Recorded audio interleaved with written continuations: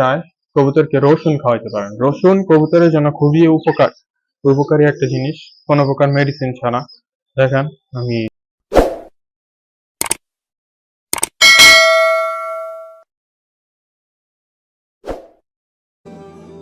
আসসালামু আলাইকুম এভরিওয়ান, কি অবস্থা সবার? আশা করি সকলে ভালো আছেন। আলহামদুলিল্লাহ, আল্লাহর রহমতে। তো আজকে আসলাম আরেকটা নতুন বিষয় আপনাদের সাথে কথা বলতে। তো আপনারা জানেন যে ঠান্ডা পড়ে গেছে এখন, মানে খুবই শীত পড়তেছে আস্তে আস্তে। তো এই শীতের মধ্যে আপনারা কবুতরকে মানে কোনো প্রকার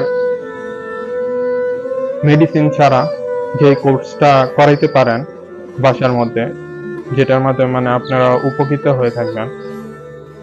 আমি জানি এর আগেও অনেক ইউটিউবার মানে এই ভিডিও করছে।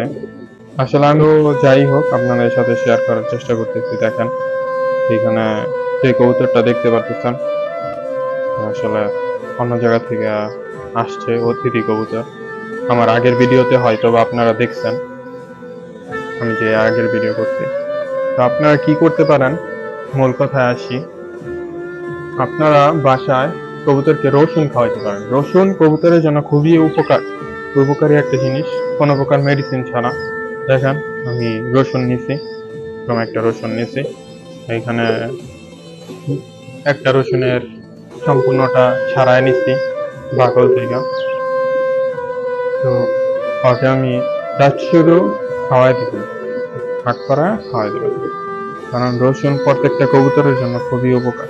বিসমিল্লাহ করে বিসমিল্লাহ, এতে করে কবুতর সুস্থ থাকবো আর কোনো প্রকার যায় ঝামেলা থেকে মুক্ত থাকবো।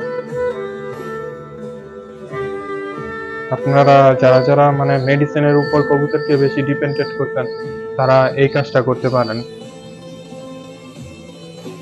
তো এই ছিল আমার শেয়ার করার বিষয়।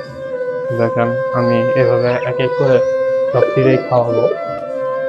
যেহেতু এটা অতিথি কবুতর, মানে আগে আসছে, আমরা এর আগে কোনো মেডিসিনের কোর্স করাইনি, কিছু করাইনি, এই জন্য খাওয়ালাম।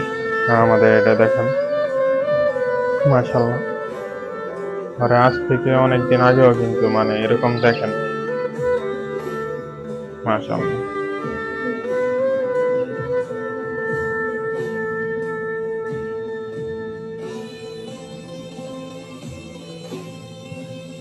ওর ভাই আসতেছে, আপনারা জানেন যে ওর ওর মতোই হয়েছে, মাক্সির মতোই হয়েছে দুইটা, আপনারা এর আগের ভিডিওতে দেখছেন।